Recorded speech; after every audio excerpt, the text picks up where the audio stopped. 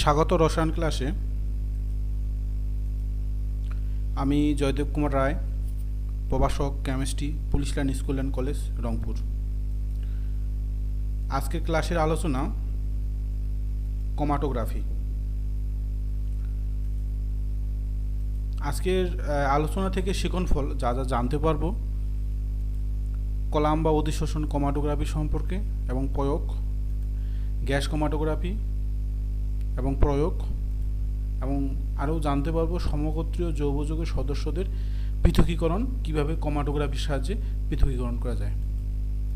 তো প্রথমে বলে রাখি, ক্রোমাটোগ্রাফি হচ্ছে একটা পৃথকীকরণ পদ্ধতি। বিজ্ঞানী মিখাইল সোয়েট 1903 সালে গাছের পাতার ক্লোরোফিলকে পৃথক করার জন্য সর্বপ্রথম এই পৃথকীকরণ পদ্ধতি অর্থাৎ ক্রোমাটোগ্রাফি পদ্ধতি আবিষ্কার করেন। তো এই পদ্ধতির সাহায্যে উনি গাছের পাতা থেকে ক্লোরোফিলকে পৃথক করতে সামর্থ্য হন। তখন থেকে ক্রোমাটোগ্রাফির পদ্ধতি প্রচলিত। তো ক্রোমাটোগ্রাফি শব্দ উৎপত্তি দুইটা শব্দের সমন্বয়ে, ক্রোমা অর্থাৎ বর্ণ আর গ্রাফিয়ান অর্থাৎ চিত্রায়ন। তো ক্রোমাটোগ্রাফির স্বাভাবিক অর্থ দাঁড়াচ্ছে বর্ণ চিত্রায়নের মাধ্যমে কোনো কিছুকে পৃথক করাটাকে বলা হচ্ছে ক্রোমাটোগ্রাফি। তো এখানে ক্রোমাটোগ্রাফির আধুনিক সংজ্ঞা দেওয়া আছে যে পদ্ধতিতে কোনো যৌগযৌগের মিশ্রণকে একটি স্থির দশায় রেখে অপর একটি সচল দশাকে ওই স্থির দশার সংস্পর্শে পরিচালনা করলে মিশ্রণের উপাদানগুলো তাদের বিভিন্ন ভৌত ধর্ম, যেমন হচ্ছে অধিশোষণ, দ্রাব্যতা, তারপর হচ্ছে বন্টন ইত্যাদির উপর ভিত্তি করে বিভিন্ন স্তরে পৃথক হয়ে যায়, তাকে ক্রোমাটোগ্রাফি বলে। তারা বলছে যে স্থির দশায় রেখে অপর একটি সচল দশাকে, তাহলে আমরা এই সংজ্ঞা থেকে বুঝতেছি একটা ক্রোমাটোগ্রাফির দুইটা দশা, একটা হচ্ছে সচল দশা আর একটা হচ্ছে কি স্থির দশা। তো এই বলছে যে স্থির দশায় রেখে অপর একটি সচল দশাকে ওই স্থির দশার সংস্পর্শে পরিচালনা করলে মিশ্রণ উপাদানগুলো তাদের বিভিন্ন ভৌত ধর্ম, যেমন অধিশোষণ, বন্টন এবং দ্রাব্যতার ইত্যাদির উপর ভিত্তি করে বিভিন্ন স্তরে পৃথক হয়ে যায়, তাকে বলা হচ্ছে ক্রোমাটোগ্রাফি। তো আমাদের উইকিপিডিয়া অর্থাৎ বিশ্বকোষের সংজ্ঞা অনুযায়ী ক্রোমাটোগ্রাফি হলো একটি স্থির এবং অপরটি সচল দশাভিত্তিক একটি পৃথকীকরণ পদ্ধতি। ক্লিয়ার? তো আমরা বলতেছি এখানে স্থির দশা মানে হচ্ছে স্টেশনারি ফেস আর সচল দশা মানে হচ্ছে মোবাইল ফেস।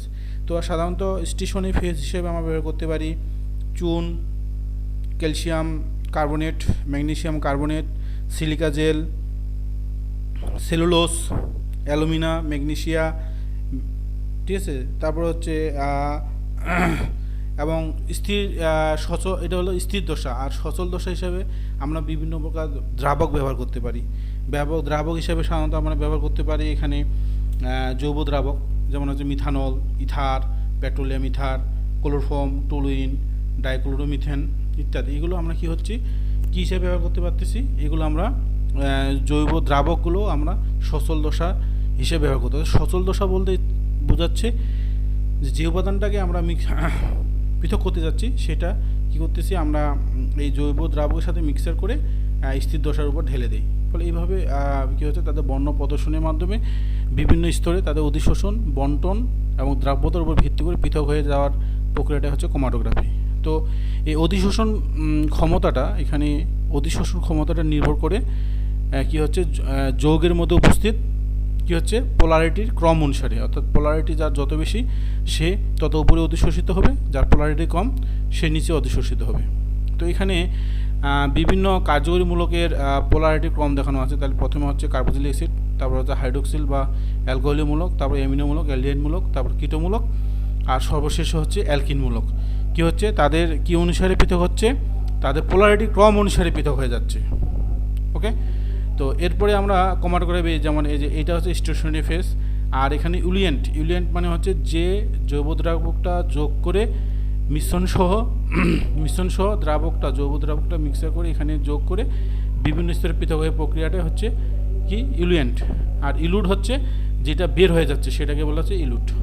তো এখানে আরও এই যে ক্রোমাটোগ্রাফির এখানে চিহ্ন হচ্ছে যে রঙের ভিত্তিতে পৃথক হয়ে যাচ্ছে, এখানে কিছু কী দেখানো হলো, ক্রোমাটোগ্রাফি দেখানো হলো। তো এরপরে হচ্ছে আমরা জানতে যাচ্ছি ক্রোমাটোগ্রাফির প্রকারভেদ। তো ক্রোমাটোগ্রাফি হচ্ছে দুই প্রকার, দুই ভাগে ভাগ করতেছি। একটা হচ্ছে পদার্থের ভৌত ধর্ম ও পৃথকীকরণ পদ্ধতির ভিত্তিতে প্রধানত 4 প্রকার। আরেকটা হচ্ছে সচল দশার প্রকৃতির ভিত্তিতে, এটা হচ্ছে আমরা মানে ক্রোমাটোগ্রাফিটাকে আমরা ভাগ করতেছি দুইটা ক্যাটাগরির উপর ভিত্তি করে। একটা হচ্ছে সচল দশার উপর ভিত্তি করে, সচল দশার প্রকৃতির ভিত্তিতে, আর একটা বলতেছি পদার্থের ভৌত ধর্ম এবং পৃথকীকরণ পদ্ধতির ভিত্তিতে প্রধানত 4 প্রকার। তো আমরা এই 4 প্রকার কী কী? অধিশোষণ ক্রোমাটোগ্রাফি, তারপরে হচ্ছে বন্টন বা বিভাজন ক্রোমাটোগ্রাফি, তারপরে আয়ন বিনিময় ক্রোমাটোগ্রাফি, তারপর হচ্ছে পরিবেপন ক্রোমাটোগ্রাফি। অপরদিকে আমরা অধিশোষণ ক্রোমাটোগ্রাফিকে আবার দুই ভাগে ভাগ করতেছি। একটা হচ্ছে কলাম ক্রোমাটোগ্রাফি, যাকে সংক্ষেপে বলা হচ্ছে সিসি। একটা বলা হচ্ছে পাতলা স্তর ক্রোমাটোগ্রাফি, যাকে সংক্ষেপে বলা হচ্ছে টিএলসি, অর্থাৎ থিন লেয়ার ক্রোমাটোগ্রাফি। বিভাজন ক্রোমাটোগ্রাফিকে আমরা দুই ভাগে ভাগ করতেছি। একটা হচ্ছে পেপার ক্রোমাটোগ্রাফি, আর একটা হচ্ছে গ্যাস ক্রোমাটোগ্রাফি, অর্থাৎ পেপার পিসি, আর এটা হচ্ছে গ্যাস ক্রোমাটোগ্রাফি হচ্ছে জিসি। আয়ন বিনিময় ক্রোমাটোগ্রাফিকে আমরা দুই ভাগে ভাগ করতেছি। একটা হচ্ছে ক্যাটায়ন বিনিময় ক্রোমাটোগ্রাফি, আর একটা হচ্ছে অ্যানায়ন বিনিময় ক্রোমাটোগ্রাফি। ক্লিয়ার? তাহলে এটা কিসের উপরে ভিত্তি করে? প্রধানত পদার্থের ভৌত ধর্ম এবং পৃথকীকরণ পদ্ধতির উপর ভিত্তি করে 4 প্রকার। আবার এখানে 4 প্রকার কী কী? অধিশোষণ ক্রোমাটোগ্রাফি, বন্টন বা বিভাজন ক্রোমাটোগ্রাফি, আয়ন বিনিময় ক্রোমাটোগ্রাফি এবং পরিবেপন ক্রোমাটোগ্রাফি। আবার অধিশোষণ ক্রোমাটোগ্রাফিকে দুই ভাগে ভাগ করতেছি, সিসি, টিএলসি। বন্টন বা বিভাজন ক্রোমাটোগ্রাফিকে দুই ভাগে, পিসি, জিসি। আর আয়ন বিনিময় ক্রোমাটোগ্রাফিকে দুই ভাগে, একটা হচ্ছে ক্যাটায়ন বিনিময় ক্রোমাটোগ্রাফি, একটা হচ্ছে অ্যানায়ন বিনিময় ক্রোমাটোগ্রাফি। আর পরিবহন ক্রোমাটোগ্রাফিকে কোনো ক্লাসিফিকেশন নেই। এরপর সচল দশার উপর ভিত্তি করে দুই ভাগে ভাগ করা হচ্ছে, একটা তরল, একটা হচ্ছে গ্যাস। সচল দশা মানে মোবাইল ফেসের উপর ভিত্তি করে। তাহলে তরল হচ্ছে তোমার স্টেশনারি ফেজও তরল, আর হচ্ছে মোবাইল ফেজও তরল।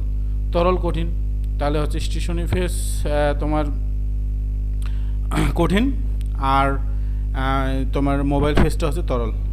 গ্যাস, তো গ্যাস তরল আর গ্যাস কঠিন। তো এইখানে হচ্ছে স্টেশনারি ফেজ এবং মোবাইল ফেজের উপর ভিত্তি করে এই কীভাবে ক্লাসিফিকেশন করা হচ্ছে।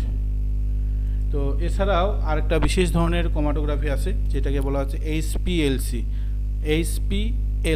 হাই পারফরমেন্স লিকুইড ক্রোমাটোগ্রাফি, অথবা অনেকে বলে হাই প্রেশার লিকুইড ক্রোমাটোগ্রাফি। তো এটা সাধারণত বিভিন্ন ওষুধ শিল্পে হাই এইচপিএলসি বা হাই পারফরমেন্স লিকুইড ক্রোমাটোগ্রাফির ব্যবহারটা খুবই বেশি। তো আমরা আমাদের সিলেবাস অনুসারে আমরা কলাম এবং অধিশোষণ ক্রোমাটোগ্রাফি সম্পর্কে জানব। তো কলাম এবং অধিশোষণ ক্রোমাটোগ্রাফিতে এই ধরনের একটা কলাম ব্যবহার করা হয়। আমি একটু বর্ণনা করতেছি, আমরা ভিডিওর মাধ্যমে সেটা আরও ক্লিয়ার হব। তো এটা একটা কলাম, নিচে স্টপকক আছে। তো স্টপকক বন্ধ করে আমরা কি করব? প্রথমে এখানে পেট্রোলিয়াম ইথার ঢালবো একটা নির্দিষ্ট উচ্চতা পর্যন্ত। তারপর একটা বিকারে আমরা কি করব? পেট্রোলিয়াম ইথার এবং সিলিকা জেল, অর্থাৎ আমি স্থির দশা তৈরি করতেছি সিলিকা জেল মিক্সার করে একটা কাই অর্থাৎ পেস্ট তৈরি করব। পেস্ট তৈরি করে আমি কি করব? সেই বিকার থেকে এখানে ঢেলে দেব। তো ঢেলে দিলে কী করবে? ওর ওজন বেশি, মানে ভর বেশি, তাহলে সে কী করবে? পেট্রোলিয়াম ইথারের নিচে থাকবে। তাহলে নিচে থাকলো পেস্ট, তার উপরে থাকলো আবার কি? Petroleum ether. এটা করার কারণ হচ্ছে যাতে কোনো ফাঁকা জায়গা না থাকে, অর্থাৎ অক্সিজেন না থাকতে পারে। অক্সিজেন থাকলে হয়তো কী হতে পারে? যে বিভিন্ন প্রকার বিক্রিয়া সংঘটিত হতে পারে। এইভাবে আমি কি করলাম? এটাকে স্টেশনারি ফেজ তৈরি করলাম। ক্লিয়ার? তারপরে আমরা কি করব?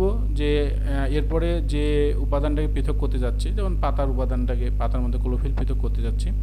তো আমি গাছের পাতাটা সংগ্রহ করে সেটাকে শুকানোর পর গুঁড়া করে আমরা আবার ওই পেট্রোলিয়াম ইথার দিয়ে পেস্ট তৈরি করে আলাদা পাত্রে আবার এখানে ঢেলে দেব। ঠিক আছে? ঢেলে দেওয়ার পর তারপর আমরা কি করব? উপযুক্ত একটা ইলুয়েন্ট যোগ করব। ইলুয়েন্ট যোগ করলে এটা কী করবে? ভিতর দিয়ে ধীরে ধীরে নিচে নামা শুরু করবে। তারপর হচ্ছে পোলারিটি এবং অধিশোষণ বন্টন মাত্রার উপর ভিত্তি করে কি করবে? এটা বিভিন্ন স্তরে কী হবে? অধিশোষিত হয়ে পৃথক হয়ে যাবে। তো বলা হচ্ছে যার পোলারিটি বেশি সেটা সবচেয়ে উপরে, যার পোলারিটি কম সবচেয়ে নিচে পৃথক হয়ে যাবে। তারপর স্টপকক খুলে আমরা বিভিন্ন পাত্রে সেই কালারগুলো কী করবো? আলাদা আলাদাভাবে সংগ্রহ করব। এইভাবে কলাম বা অধিশোষণ ক্রোমাটোগ্রাফিতে কী করা হয়? কোনো কিছুকে পৃথক করা হয় কীভাবে? বর্ণ চিত্রায়নের মাধ্যমে। তো এখানে একটু চিত্রের মাধ্যমে দেখানোর চেষ্টা করতেছি। এটা কলাম ক্রোমাটোগ্রাফি। তো এখানে দেখানো হচ্ছে, যেখানে বলা হচ্ছে মিক্সার অফ কম্পোনেন্ট A+B+C, এর হচ্ছে এ পোলারিটি বি অপেক্ষা বেশি, বির পোলারিটি সি অপেক্ষা বেশি। তো আমরা এখানে ঢেলে দিলে দেখা যাচ্ছে এই প্রথমে এ অধিশোষিত হবে কারণ তার পোলারিটি বেশি, তারপর হচ্ছে বি প্লাস সি থাকবে, তারপরে বিটা এখানে চলে আসবে, বিটা এখানে থাকবে, এখানে সি, এখানে এটা একটু চলে যাবে বি, তারপর এখানে সি। তো এইভাবে অধিশোষণ ক্রোমাটোগ্রাফিতে আলাদা হয়ে যাবে। এখন হচ্ছে প্রয়োগ। প্রয়োগ হচ্ছে একাধিক জৈব উপাদানকে পৃথকীকরণ এবং বিশোধনে, জৈব যৌগকে তার অপদ্রব্য হতে বিশুদ্ধ আকারে পৃথক করার ক্ষেত্রে প্রাকৃতিক নমুনা যেমন গাছের পাতা নির্যাস হতে উপাদানের পৃথকীকরণ এবং বিশোধন, সমগোত্রীয় জৈব যৌগের সদস্যদের পৃথকীকরণ, কোনো নমুনায় একটি বিশেষ জৈব যৌগের উপস্থিতি এবং অনুপস্থিতি নির্ধারণে এই পদ্ধতি বিশেষ ভূমিকা রাখে। তো এই সব ক্ষেত্রে আমরা কি করি, কলাম ক্রোমাটোগ্রাফি ব্যবহার করি বা সিসি ব্যবহার করি বা অধিশোষণ ক্রোমাটোগ্রাফি ব্যবহার করি। তো আমি এখন তোমাদের একটা ভিডিও দেখাবো, ভিডিওটা একটু মনোযোগ দিয়ে দেখবে।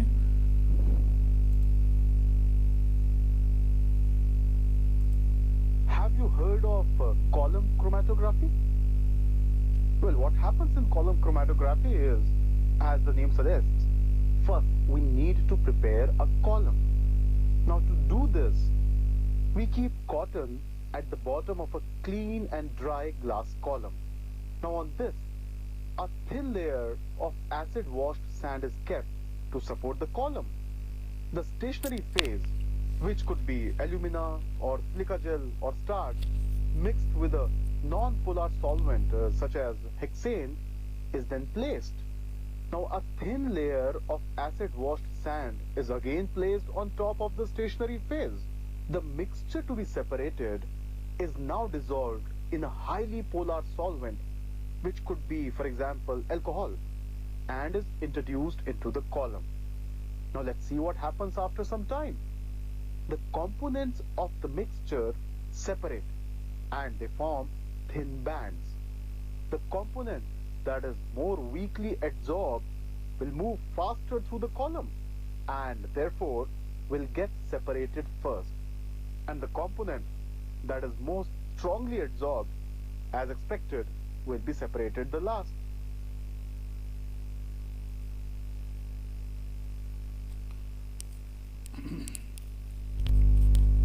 এখন আমরা পরবর্তী আলোচনা হচ্ছে পাতলা স্তর ক্রোমাটোগ্রাফি অর্থাৎ থিন লেয়ার ক্রোমাটোগ্রাফি সম্পর্কে জানবো। তো এই থিন লেয়ার ক্রোমাটোগ্রাফিতে এই ধরনের একটা প্লেট ব্যবহার করা হয়। এই প্লেটটা কাঁচের তৈরি হতে পারে, এই যে প্লেটটা, এটা কাঁচের তৈরি হতে পারে, অ্যালুমিনিয়াম হতে পারে অথবা প্লাস্টিকের তৈরি হতে পারে, কাঁচ অথবা প্লাস্টিক অথবা অ্যালুমিনিয়াম। এটা পরিষ্কার করে ধোবো, ধোয়ার পর এই যে প্লেটটার কথা বলতেছেন, ধোয়ার পর আমি কি করব, এখানে অধিশোষক হিসেবে অর্থাৎ এর উপর স্থির দশা তৈরি করব। কিভাবে স্থির দশা তৈরি করব, যে আমরা এই কাজটাকে সমান্তরালে রেখে কি করব, আমরা সেলুলোজ, অ্যালুমিনিয়াম অথবা সিলিকা জেল অথবা পলিয়ামাইড সূক্ষ্ম চূর্ণ ব্যবহার করব, অর্থাৎ ওটাকে পেস্ট তৈরি করে কাঁচের উপর দিব, দিয়ে সেটাকে ওভেনে দিব, তাহলে সমান্তরাল হবে। তো যখন আমরা পেস্ট তৈরি করব তো সেটা গলিয়ে পড়তে পারে, তো এটা যাতে পড়ে না যায় সেজন্য আমরা কি করব, এটাকে বাইন্ডার হিসেবে আমরা এখানে কী হবে, প্লাস্টার অফ প্যারিস ব্যবহার করব। তাহলে আমাদের এর উপর কী হবে, যে স্থির দশার একটা লেয়ার তৈরি হয়ে যাবে। এরপর নির্দিষ্ট দূরত্ব অর্থাৎ 2 সেন্টিমিটার উপরে আমরা কি করব, যেটাকে আমরা পরীক্ষা করতে চাচ্ছি, অর্থাৎ এই পরীক্ষাটা মূলত করা হয় উপযুক্ত দ্রাবক নির্বাচন করার ক্ষেত্রে পাতলা স্তর ক্রোমাটোগ্রাফি এবং পেপার ক্রোমাটোগ্রাফিটা ব্যবহার করা হয়। তো এখানে আসো, আমি প্রথমে যেটা আমি পরীক্ষা করতে চাচ্ছি সেটা এখানে দেব, আর তার সাথে রেফারেন্স দেব, দিয়ে কৌশিক নলের সাহায্যে খুব স্যাম্পলটা মানে বিকার থেকে আমার স্যাম্পলটা কৌশিক নলের মাধ্যমে তুলে এখানে ফোঁটা আকারে দেবো, এই 2-3টা ফোঁটা দেবো। দেওয়ার পর একটা কাঁচের নেব, এই ধরনের একটা কাঁচের বিকার নেব, বিকার নিয়ে এমনভাবে একটা উপযুক্ত দ্রাবক দিব যেটা মোবাইল ফেস হিসেবে কাজ করবে, জৈব দ্রাবকটা এখানে মোবাইল ফেস হিসেবে কাজ করবে। তো এমনভাবে দিব যাতে এই যে আমি স্পোর্টিং লাইন অর্থাৎ ফ্রন্ট লাইন বলা হয়, এই ফ্রন্ট লাইনের দ্রাবকটা নিচে থাকবে। তো দ্রাবকটা কি করবে, যখন আমরা প্লেটটা এখানে দেবো, দ্রাবকটা স্থির দশার ভিতর দিয়ে, পাতলা স্তরটার ভিতর দিয়ে ধীরে ধীরে উপরে ওঠা শুরু করবে, এবং একই সাথে এদের দ্রাব্যতা অনুসারে বা অধিশোষণ ক্ষমতার উপর ভিত্তি করে সেটা ধীরে ধীরে উপরে ওঠা শুরু করবে। যার অধিশোষণ বা পোলারিটি যত বেশি সেটা নিচে, যার পোলারিটি কম সেটা সবচেয়ে উপরে উঠবে। উপরে উঠে একটা নির্দিষ্ট দূরত্ব উঠলে আমরা এই প্লেটটা এখান থেকে তুলে নেব। তুলে নেওয়ার পর আমরা কি করব, যদি দেখতে না পাই যে কিভাবে বা ফর্মটা কত উপরে উঠছে এটা যদি বুঝতে না পারি, তাহলে আমরা কি করব, এটা আয়োডিনের চেম্বারে কিছুক্ষণ রাখবো। রাখে আমরা অথবা আমরা কি করতে পারি যে ইউভি লাইট অপর পৃষ্ঠ দিয়ে পরিচালনা করে কোনটা যে এখান থেকে এখানকার দূরত্বটা বোঝার জন্য। তাহলে যদি আমি আয়োডিনের চেম্বারে রাখি তাহলে এখানে কি হবে, এখানে বেগুনি বা হালকা হলুদ কালারের একটা লাইন পড়ে যাবে, ঠিক আছে। তারপর আমরা এইখান থেকে কি করব, স্কেলের সাহায্যে এইখান থেকে দ্রাবকটা কত দূরত্ব অতিক্রম করছে সেটা বের করব, এবং স্কেলের সাহায্যে এই ফন্ট থেকে এই ফন্ট, এখান থেকে এইটা এবং এখান থেকে এইটা দূরত্ব বের করে রিটারডেশন ফ্যাক্টর, মানে রিটারডেশন ফ্যাক্টর, আবার বলতেছি RF অর্থাৎ রিটারডেশন ফ্যাক্টর, যেটাকে বাংলায় বলা হচ্ছে প্রতিবন্ধকতার ফাংশন, প্রতিবন্ধকতার ফ্যাক্টর, এটা বের করব এবং দেখব যে এটা হচ্ছে জৈব কর্তৃক অতিক্রান্ত দূরত্ব ভাগ দ্রাবক কর্তৃক অতিক্রান্ত দূরত্ব। তাহলে এইভাবে আমরা কি করব, প্রতিটার জন্য কত দূরত্ব অতিক্রম করতেছে সেটার জন্য প্রতিটার জন্য একটা মান পাবো। সেই মানটা আমরা কি করব, আমাদের রেফারেন্স চার্টের সাথে মিলাবো, যে মানের সাথে মিলে যাবে বুঝবো যে এখানে ওই কি আছে, জৈব উপাদানটা উপস্থিত আছে, এবং এইভাবে এবং ওই জৈব উপাদানের জন্য অমুক দ্রাবকটা উপযুক্ত, সেভাবে এই পাতলা স্তর ক্রোমাটোগ্রাফির সাহায্যে আমরা কি করতে হবে, আইডেন্টিফিকেশন করতে পারবো। তো এখানে একটা ভিডিও দেখবো, এখানে ভিডিওটা এইটা পৃথকীকরণ পদ্ধতি বলা হচ্ছে, ক্রোমাটোগ্রাফি দুইটা দেখবো। এখানে আমরা পাতলা স্তর অর্থাৎ থিন লেয়ার ক্রোমাটোগ্রাফি মানে পাতলা স্তর ক্রোমাটোগ্রাফি এবং অধিশোষণ ক্রোমাটোগ্রাফি দুইটা ভিডিও এখানে আছে।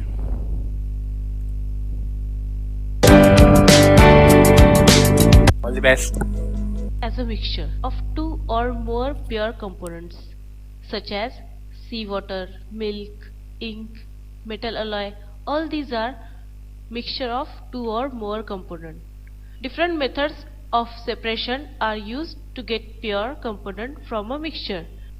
With the advancement in technology, newer techniques of separation have been developed. One important technique is chromatography.